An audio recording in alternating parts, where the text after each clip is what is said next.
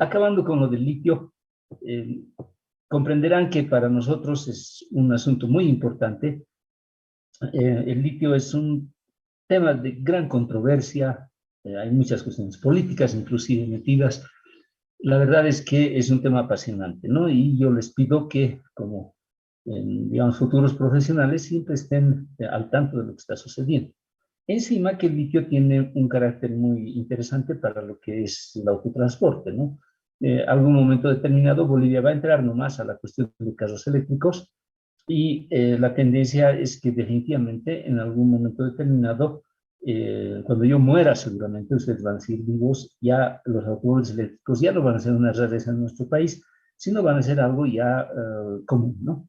Bien, muchachos, no sé si tienen alguna pregunta con relación a este grupo hasta ahora.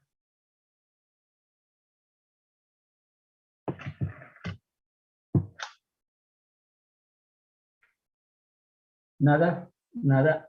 Bueno, vamos entonces al otro grupo. Entonces creo, si no me equivoco, es el grupo 7, así es que, a ver, ¿dónde está? Tenía la numeración de grupos aquí. No, es el grupo 6, el grupo 6. Vamos a hablar de los metales nobles. Es uno de los grupos también, bueno, sí, por lo menos por lo que hasta ahora hemos podido ver, mi interés principal es que ustedes comprendan que los metales realmente son fabulosos, ¿no? Son los materiales tal vez más impresionantes que el hombre puede tener a su disposición, y hay de diferentes tipos, hay de diferentes clases, y están viendo que son realmente geniales, ¿no? Ahora vamos a ver los metales nobles, y es un grupo también sumamente interesante. ¿Para qué decir?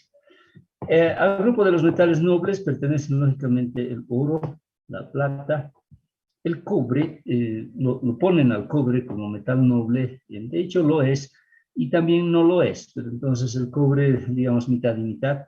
Y existe un grupo de los platinoides, así llamados, que tienen al platino como jefe, y son unos 6 metales que también ingresan aquí, son metales sumamente raros, pero que son también muy interesantes desde el punto de vista de usos, de belleza exterior, etcétera, etcétera. Entonces, este es uno de los grupos tal vez más emocionantes que existe en toda la tabla de elementos. Bien, para empezar, el nombre de noble, usted se podrán ubicar un poco en la historia, viene de la nobleza, ¿no? La nobleza, decían, la nobleza española, la nobleza europea, etcétera, etcétera. El término noble significa no mezclarse, no mezclar, ¿no? Y este aspecto nos indica algo así como el estado de pureza que puede tener un metal al momento de encontrarse en la naturaleza o al momento de fabricar. La verdad es que, como alguna vez ya les mencioné, metales puros, puros en la naturaleza no hay. Las pepas más puras que se podrían encontrar en algún yacimiento, digamos, en los yungas bolivianos, por decirles, podrían tener un 92, 93, 95% de oro, el resto es plata, cobre, elementos con los que siempre van aleados porque se parecen mucho, tienen propiedades químicas muy parecidas, reaccionan prácticamente con los mismos elementos, no reaccionan con otros similares. Entonces, la situación en que todos estén agrupados en una columna de la tabla de elementos significa precisamente que tienen mucha afinidad unos con otros. Por esa situación, los nobles están también en un grupo, como ustedes podrán ver, ¿no? La historia del oro es realmente genial. Eh, Se darán cuenta que todos estos son importantes y de alguna u otra forma, dos de ellos para nosotros han tenido una importancia y aún la tienen y muy grande en lo que se refiere a nuestra economía. De hecho, el oro también, y ya sea para bien o para mal, Bolivia es un país muy bien dotado en cuestiones de oro, plata, cobre. Platino no se sabe a ciencia cierta si hay en grandes cantidades. Se tiene información de que platino hay, pero digamos a nivel industrial para su aprovechamiento masivo todavía no se ha confirmado, ¿no? Pero todo puede ser. Pero de hecho que oro, plata y cobre juegan y han jugado un papel importante en nuestra economía, Eso es algo realmente indiscutible. El sentido de pureza, entonces, se aplica muy bien al oro, porque si bien el oro puede estar a un 90-95% de pureza, eso ya lo hace Pepa, ya lo hace muy atractivo, ya lo hace muy maleable, y de hecho, como habíamos mencionado alguna vez, este es el primer metal con el que el hombre alguna vez se ha podido encontrar. Vamos a aprovechar nuevamente el grupo de los metales nobles para explicar otra propiedad de los metales. Se estarán dando cuenta que encontramos un metal, vemos algo que podemos explicar y lo hacemos, ¿no? Entonces aquí vamos a explicar dos procesos que ustedes seguramente conocen o han escuchado hablar de él: oxidación y corrosión. La oxidación y la corrosión son dos propiedades negativas, lógicamente, en la mayoría de sus casos, que son muy propias de los metales, ¿no? Pero muchas veces nosotros confundimos qué es oxidar y qué es corroerse, a pesar que, digamos, un análisis un poquito más profundo nos daría la respuesta, tal vez sin mayores problemas. Supongamos que ustedes tienen aquí un pedazo de hierro. Al decir un pedazo de hierro, también me puedo, digamos, referir a un pedazo de acero, porque el acero está en base a hierro. Entonces, supónganse que ustedes tienen algo de hierro o de acero que está a la intemperie. Al mismo tiempo, les pido que hagan el ejercicio mental de tener un pedazo de oro al lado. Entonces, ahí están los dos metales y ambos están a merced del ambiente.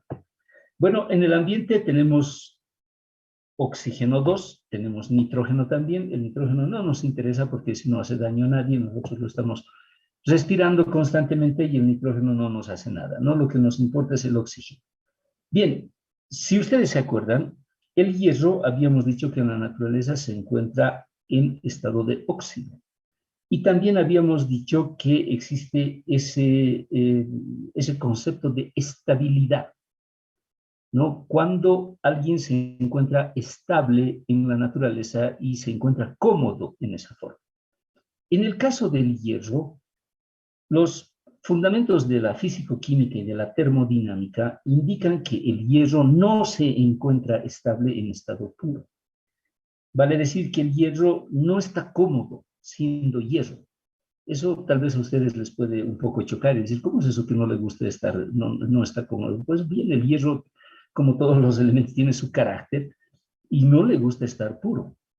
A él le gusta estar unido con el óxido, con el oxígeno, y lógicamente forman, digamos, el hierro O, que es el óxido de hierro 1. Forman otros más, pero ese es uno de ellos que sí o sí va a formar. ¿Qué significa eso? Que espontáneamente el hierro se junta con el oxígeno en el tiempo y se va oxidando. Prueba de ello es que muchas veces ustedes han debido notar que una pieza de acero que la tienen ustedes en el patio o en algún lugar, después de unos cuantos días, ya se cubre de una capa amarillenta, café oscura muchas veces, algunas veces medio blanquecina. Eso se debe a que son distintos tipos de óxidos los que se forman, pero básicamente el hierro se empieza a oxidar. Entonces, ese óxido, como la reacción esta sucede en la superficie del hierro, del acero, primero se forma en la superficie, pues es lógico, ¿no? El oxígeno está en el aire, el oxígeno contacta con el hierro, al hierro le gusta estar con el oxígeno y se empiezan a formar estos óxidos. Muy bien, se formaron los óxidos. En el transcurso del día y de la noche, el hierro aumenta y se baja de volumen por efectos de la dilatación, eso nosotros sabemos. Entonces, el hierro, algo así como una especie de acordeón, se hace más grande, más pequeño, más grande, más pequeño, y lamentablemente ese movimiento, aunque digamos no sea muy importante, hace que esa capa de óxido de hierro se vaya rajando. Y esa capa de óxido de hierro es de tan mala calidad que básicamente se raja, no se pega al acero, digamos un poco de viento, un poco de lluvia, hace que se vaya. Se descubren nuevas capas de acero que son frescas, esas capas vuelven a ponerse en contacto con el oxígeno, entonces el proceso de oxidación avanza poco a poco. Este proceso de oxidación que avanza poco a poco en el hierro recibe el nombre de corrosión. Entonces, fíjense, la cosa es bastante sencilla de comprender. Si la primera capa se oxidó, muy bien, es la formación de hierro o, en este caso, bien, los felicito, pero si este proceso continúa hasta el punto de poder deshacer la pieza de hierro o de acero, lo que nosotros tenemos ya es corrosión.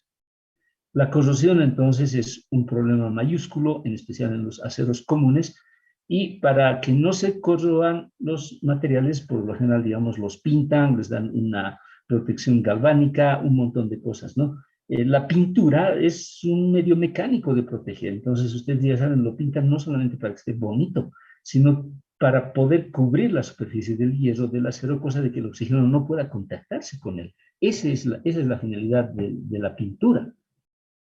El anticorrosivo que nosotros tenemos forma pues una capa de pintura muy sólida que no deja que el oxígeno ingrese y el hierro por consiguiente no se oxida ni se corroe. Entonces el mecanismo de corrosión y oxidación van de la mano, pero lo primero que sucede siempre es la oxidación y luego es la corrosión. Ya en el hierro, tanto la oxidación como la corrosión tienen lugar. Veamos el oro. El oro aparentemente dicen, oh, es un metal que no se oxida. Eso es mentira. El oro se oxida. También forma una capa de óxido en su superficie. Óxido de oro. Pero ¿cuál es la diferencia? La diferencia de este óxido de oro es que esta es una especie de película de barniz, una especie de pintura transparente. Más o menos que el oro ya se defiende de manera natural antes que el oxígeno le siga molestando. El oro también se comporta de una manera similar al hierro, se siente muy cómodo con el oxígeno. Pero el oro quisiera seguir estando en contacto con el oxígeno, pero esa capa de óxido de oro que se forma lo cubre y lo defiende.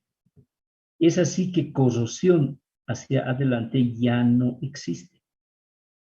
Y por eso es que decimos que corrosión en el oro no hay, pero oxidación sí hay. ¿Se dan cuenta? Entonces, si bien hay mucho de cierto cuando dicen que el oro no se oxida, también hay mucho de mentira. La verdad es que sí se oxida, pero no se corrompe. Este mecanismo que ustedes ven funciona para todos los metales. Hay metales como el aluminio, por ejemplo, que tiene el mismo mecanismo de oxidación que el oro, vale decir, también forma una capa y esa capa no deja que el aluminio se siga oxidando en el pasar del tiempo. El cobre también hace lo mismo, pero fíjense, la calidad de la película de óxido de oro que se forma sobre este metal es excelente, digamos 100 de 100. En cambio, en el cobre no es tan buena. El óxido de cobre que se forma en la superficie tiene un poco más o menos de la característica del óxido de hierro. Entonces no lo defiende del todo, por eso es que algunas piezas de cobre pueden oxidarse en el tiempo. ¿Ya? Entonces ya no es tan poderoso, por así decirlo, como el oro. Hay otros, el níquel, el cromo, por ejemplo, el platino, también la plata, también, que tienen este mecanismo y forman realmente películas muy buenas. En el caso especial de la plata se forma óxido de plata, pero ese óxido de plata con el tiempo tiende a ennegrecerse. Si bien la plata tampoco se corroe porque también lo defiende, en realidad la película que se forma no es de tan buena calidad y se oscurece. Por eso es que es necesario utensilios de plata tiempo en tiempo pulirlas para que tengan el brillo que tenían al principio. No sucede así con el oro. El oro básicamente, si descubren una tumba de algún antiguo que fue enterrado con oro hace unos 3.000, 4.000 años, ese oro se mantiene exactamente tal como está, como fue en el momento en que lo fabricaron. Ahí está la belleza de este metal. Ahí está tal vez el interés primario del hombre primitivo en este fabuloso metal que es el oro, ¿no? Básicamente, entonces, ese es el mecanismo que existe para poder definir los procesos de oxidación. Pongan atención en esto porque esto puede ser pregunta de examen, ¿no? Entonces, por favor, este mecanismo es importante que ustedes lo conozcan. Seguimos hablando del oro. El oro es genial. Bueno, personalmente yo trabajé en varias minas de oro y les puedo comentar que realmente es un metal muy interesante. Lamentablemente, donde hay oro siempre hay codicia humana y eso no es solo aquí, Si ustedes van a Tipuani, por ejemplo, o a Guanay, uno de esos centros mineros, van a ver que es Sodoma y Gomorra, ¿no? Entonces, todo el mundo, digamos, bebiendo, mujeres y peleas, rencillas, odio, y eso es muy propio para lugares donde existe oro, no solo aquí, sino en todo el mundo. Tal vez a alguien de ustedes le interesaría esa vida en vez de estar sentado aquí escuchando, digamos, ciencias de materiales. Entonces, una salida puede ser irse a buscar oro a esos lugares, ¿no? Bueno, eso ya es decisión de cada uno. La cantidad de oro que se ha producido en el mundo, aunque ustedes no lo crean, es relativamente pequeña. No sé si ustedes conocen la piscina olímpica de Alto Brajes. Es una piscina que tiene 50 por 25 por 2. O sea, es una fosa grande. Se calcula que toda la cantidad de oro que hay en el mundo actualmente y que se ha producido en toda su historia, bastarían para llenar únicamente 2 piscinas olímpicas de ese tamaño, nada más. Mientras que el hierro se produce en el orden de las millones de toneladas por año, el oro no. El oro se produce en cantidades relativamente pequeñas y se darán cuenta que el oro empieza a decaer básicamente en lo que se refiere a su producción de minas, porque las minas de oro se van agotando y básicamente el oro en el mundo tiende a acabarse. El oro, como todos los metales, ha llegado también del espacio exterior del universo. En algún lugar ha habido una explosión de una supernova y en condiciones dadas, en un lugar de esa supernova se encuentran concentraciones de oro realmente increíbles.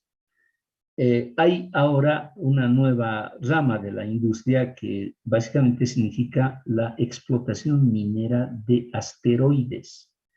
Sabrán que entre Marte y Júpiter existe una capa de asteroides bien considerable, donde hay millones de asteroides, y entre esos millones de asteroides es casi seguro que se encuentran algunos prácticamente tal vez de oro puro, o de otro metal muy interesante. Entonces la codicia humana está haciendo que ya le estén echando ojo a esas rocas que están dando vueltas allá muy lejos, y es muy posible que en un futuro cercano ya se hable de mineros que están ahí trabajando, ¿no? Eso tal vez no lo vean ustedes porque seguramente ya se van a morir para esa época, pero por ahí sus nietos o bisnietos puedan hacerlo. De todas formas, la producción del oro en el mundo va cayendo. El oro, como les dije, tiene digamos, esa cantidad. Por otro lado, el oro también es interesante en qué aspecto. Si ustedes tienen un anillo de oro, sería muy interesante saber de dónde ha salido ese anillo. Ese anillo puede provenir de minas, es muy posible, pero puede venir del proceso del reciclaje, de la refundición de otra pieza de oro, y ese otro oro no sabemos de dónde ha venido. Tal vez ustedes tienen en la mano un anillo de oro que le perteneció tal vez a uno de los faraones egipcios de la antigüedad. No es eso imposible, porque el oro se ha reciclado y básicamente no se sabe de dónde es su procedencia exacta al momento de comprar una joya. Cuando los españoles han llegado ustedes aquí a este continente, ustedes perfectamente saben que ellos no han venido a hacer turismo, ¿no? Ellos han venido a saquear estos pueblos, a encontrar riquezas, y lo han logrado. Las piezas de oro que ellos encontraban, que eran piezas artísticas de por sí, simplemente agarraban y los fundían en lingotes para que ocupen menos campo y los mandaban a España. Entonces, la increíble ignorancia de ese español malintencionado hacía tal vez que grandes piezas, digamos, de arte hayan sido perdidas para siempre, simplemente por el hecho de que les incomodaba su forma, ¿no? Es algo lamentable. Pero eso sucede con el oro, ha debido suceder con la plata y seguramente con otros metales preciosos también que nosotros tenemos. Por todo ello, el oro como tal es uno de los metales más fascinantes del día de hoy, porque si bien el oro siempre ha sido, digamos, una especie de símbolo de riqueza, hasta ahora lo sigue siendo, símbolo de poderío, las guerras griegas, digamos, las dicen, ¿no?, que eran por la belleza de Helena de Troya. Mentira es eso, se estaban sacudiendo por minas de oro. Ese era el interés que ellos tenían. Y toda la historia del mundo ha girado en torno también a este metal. El día de hoy, si un país tiene reservas de oro, es un país al que se le puede prestar dinero. Bolivia tiene sus reservas de oro que periódicamente son saqueadas por los tiranos de turno, ¿no? Viene uno, golpea, hace el golpe, roba, se va, y esa historia se ha ido repitiendo muchas veces a lo largo de nuestra triste historia. Pero eso es cierto. Aparte de ello, Bolivia sigue teniendo sus reservas. Hay reservas en el Banco Nacional de Bolivia que están guardadas muy bien, son lingotes de oro que tenemos, y eso sirve para ir, digamos, a un organismo como el Fondo Monetario Internacional y decirles, préstenme plata. Y ellos dicen, bueno, ¿por qué les vamos a prestar? Porque tengo oro, y si en último caso algo me pasa, yo le puedo responder en oro, y es por eso que nos prestan. O sea, el oro es una garantía. Bolivia también tiene oro aparentemente en Estados Unidos. En Estados Unidos hay una caja enorme que guarda el oro de muchos países, se llama Fort Knox, no sé si ustedes han escuchado hablar de eso. Es básicamente una caja fuerte calada en roca dura a varios decenas de metros bajo la superficie terrestre. O sea, ahí no hay caso de robar nada, ¿no? No hay vecinos, no hay ventanas donde se puede entrar. El hecho de que ellos lo guarden es precisamente por cosas que pueden pasar como en nuestro país.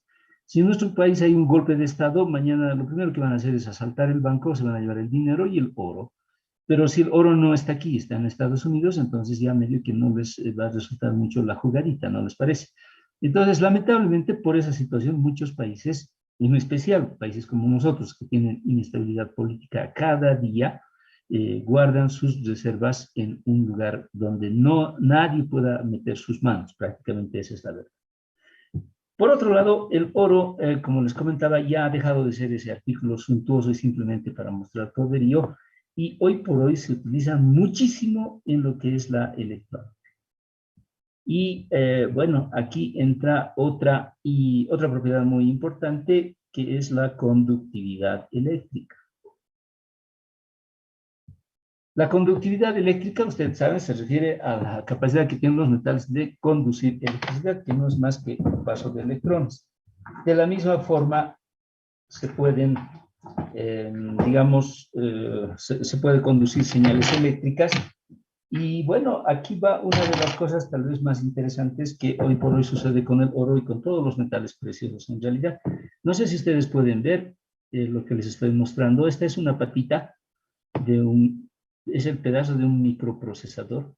Y ustedes ven la superficie, pueden ver ese brillo intenso.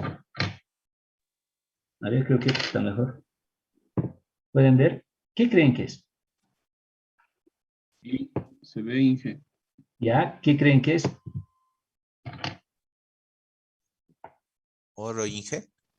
Un recubrimiento Claro que de es oro. oro. Fíjense, tengo harto. Soy un hombre rico. No, la verdad es que todas estas patitas que ustedes ven, que son piezas de conductores, realmente la superficie es oro, no el interior. Aquí, por ejemplo, van a ver otro parecido, pero el color es distinto. No sé si alcanzan a distinguir. ¿Pueden ver el color de este? Sí, medio Blanco. Bueno, pues este es plata, a ver, este es plata y este es oro. Entonces, yo tengo dos metales preciosos que están dentro de estos circuitos que permiten que la conductividad eléctrica mejore tremendamente. Bueno, ¿qué es lo que sucede con esto y por qué en los últimos 20, 30 años en especial este metal se ha ido utilizando de manera tan extensa en lo que es la industria electrónica hoy por hoy? Bueno, pues sucede que el conductor, digamos, tradicional siempre ha sido el cobre. Entonces, si ustedes tienen un conductor, como les acabo de mostrar, que tiene una patita de cobre, básicamente todas las señales circulan por él y es el cobre el encargado de llevar la señal digital o la señal eléctrica de un lugar a otro. El problema con el cobre es que cuando empieza a transmitir electricidad se calienta. Y creo que ese es un efecto que ustedes han podido observar básicamente en cualquier aparato eléctrico que, digamos, está enchufado mucho tiempo. Van a notar que se está calentando. Y bueno, se está calentando precisamente porque el paso de los electrones se mueven a la velocidad de la luz, y este paso hace que se produzca fricción dentro de los átomos de los metales y lógicamente estos empiezan a vibrar y esa vibración produce el calentamiento. Resulta que cuando el cobre vibra, se separa tanto de su posición original, sus átomos se separan tanto que empiezan a perjudicar el paso de electrones.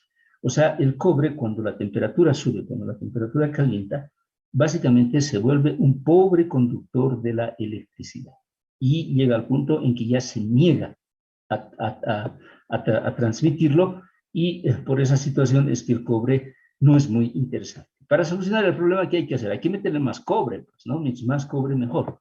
Y eso era, digamos, la política de hace algunos años. Ustedes se acordarán que los antiguos, las antiguas computadoras eran unas masas gigantescas, ¿no es cierto? Entonces eran cosas realmente bastante grandes. ¿Por qué eran grandes? Digamos, hablar de gigabytes de potencia de almacenamiento de información suponía cuartos íntegros, ¿no? Donde eran discos que giraban.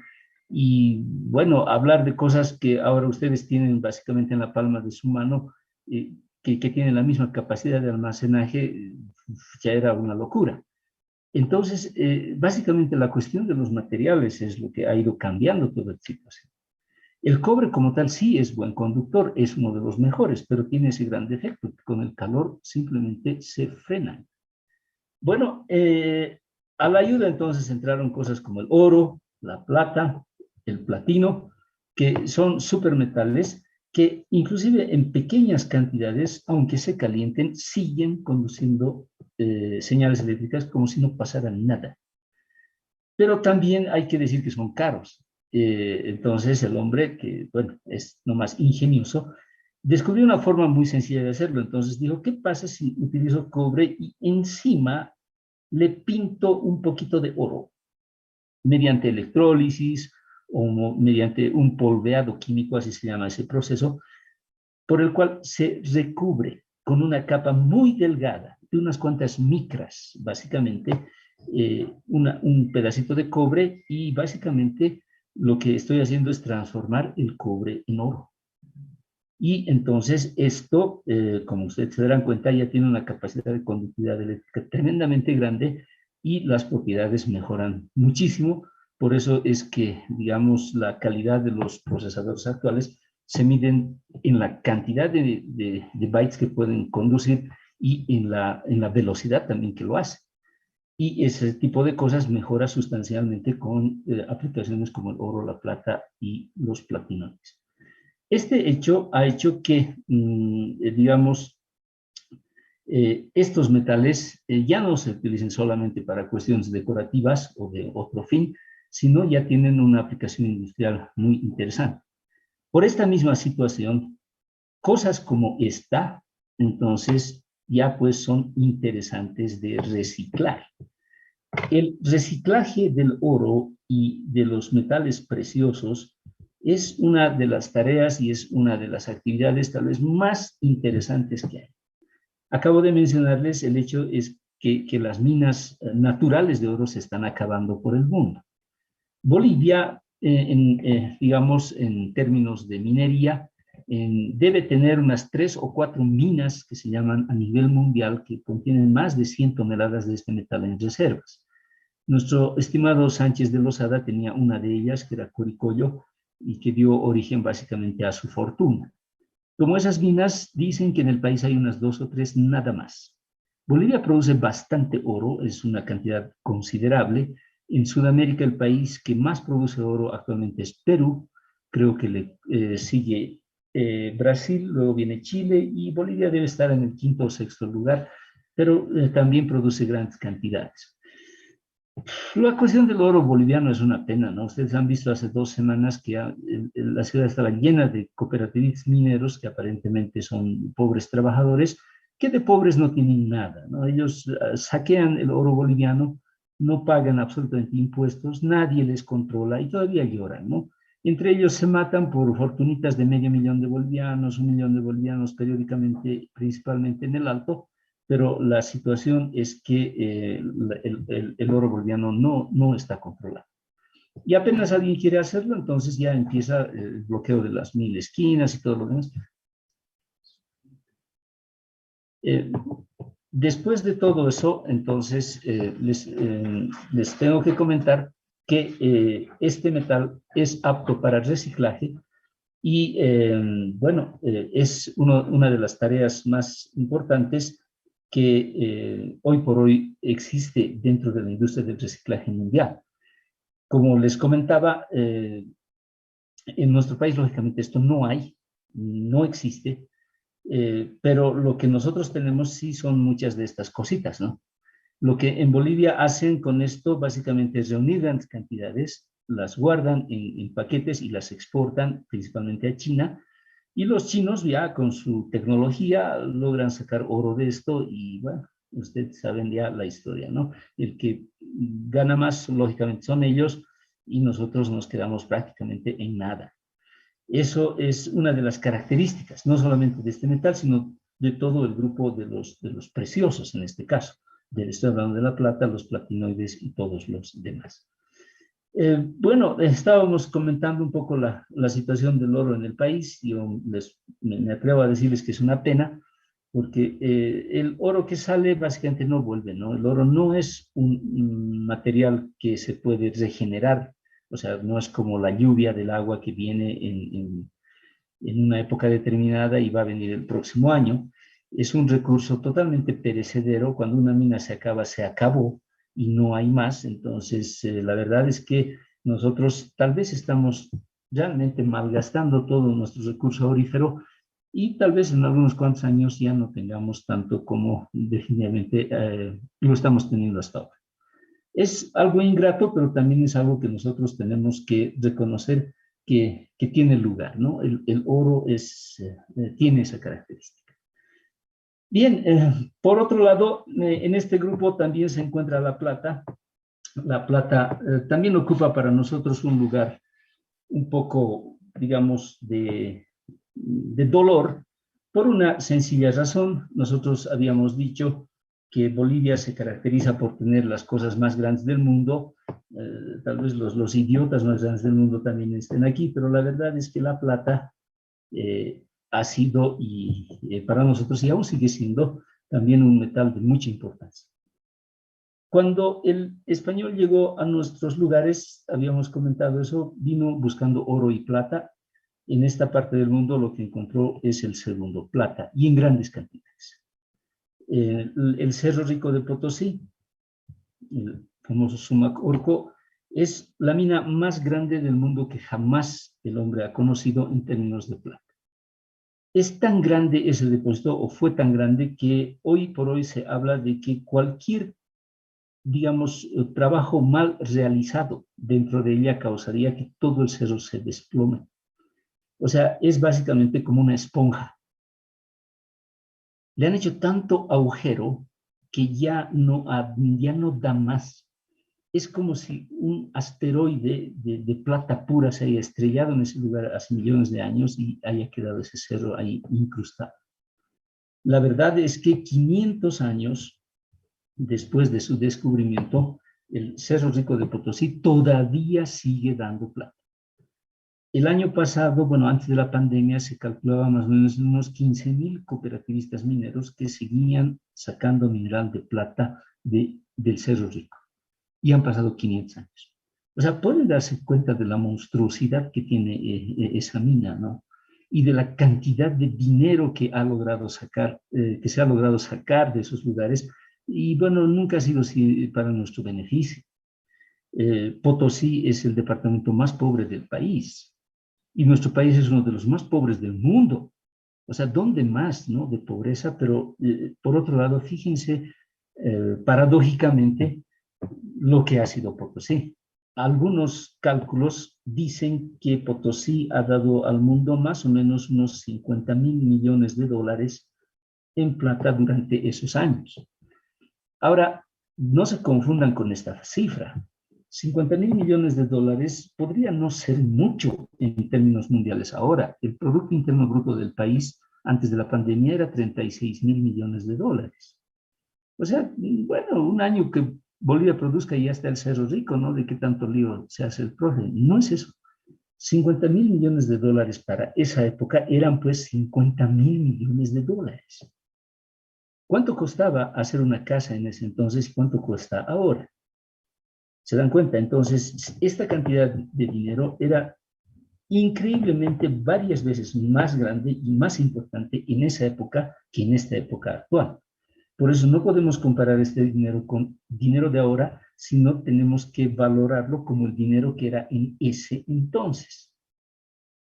Ahora bien, el auge de la de la minería de la plata se da más o menos en el año 1600, 1700, o sea, más o menos en este siglo, es cuando Potosí realmente llega a ser, digamos, el centro minero más importante de todo el mundo.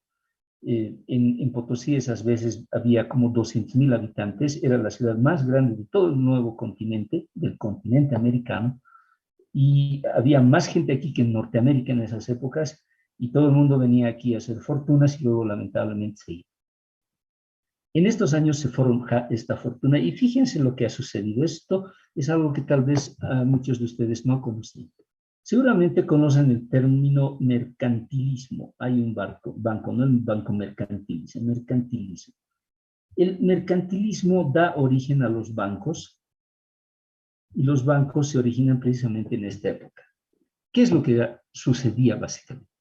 Lo que sucedía era algo muy sencillo. España y Portugal, bueno, España en mayor medida, era básicamente el dueño de este dinero porque todo ese dinero se canalizaba mediante España. El español, saben ustedes que no es una de las personas más agradables que existe, tampoco es una de las más trabajadoras. España es el país, uno de los países más atrasados de Europa Occidental, junto con Portugal. La siesta es un invento español, digamos, la hamaca también, entonces siempre ha estado predispuesto al descanso antes que al trabajo, y eso un poco que se refleja en nuestra sociedad, ¿no? Lamentablemente nosotros tenemos mucho de esta cultura, y bueno, ustedes juzgarán si es bueno o es malo. Dejando eso a un lado, el hecho es que todo ese dinero entraba a España, y los españoles, teniendo tanto dinero, bueno, se sintieron algo así como que ya no tenían que trabajar. Y bueno, cuando una persona es rica y tiene mucho dinero, ¿qué hace con él?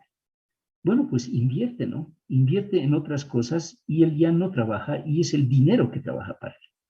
Entonces, básicamente España hizo lo mismo y todo el dinero que recibía de nuestras minas y de otras parecidas se invertía.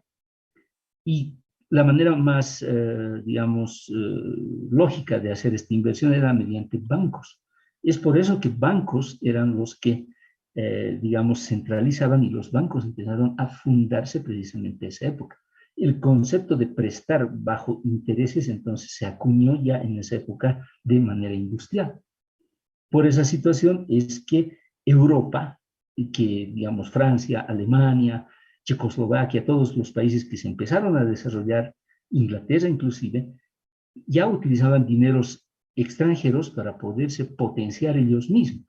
Entonces ellos decían, bueno, como yo no tengo el recurso de América, yo puedo tener el dinero de América y con ese dinero yo puedo hacer cosas. Y es así entonces que se dio un impulso genial a un orden mundial económico que hasta hoy en día funciona y va a seguir funcionando seguramente. La verdad es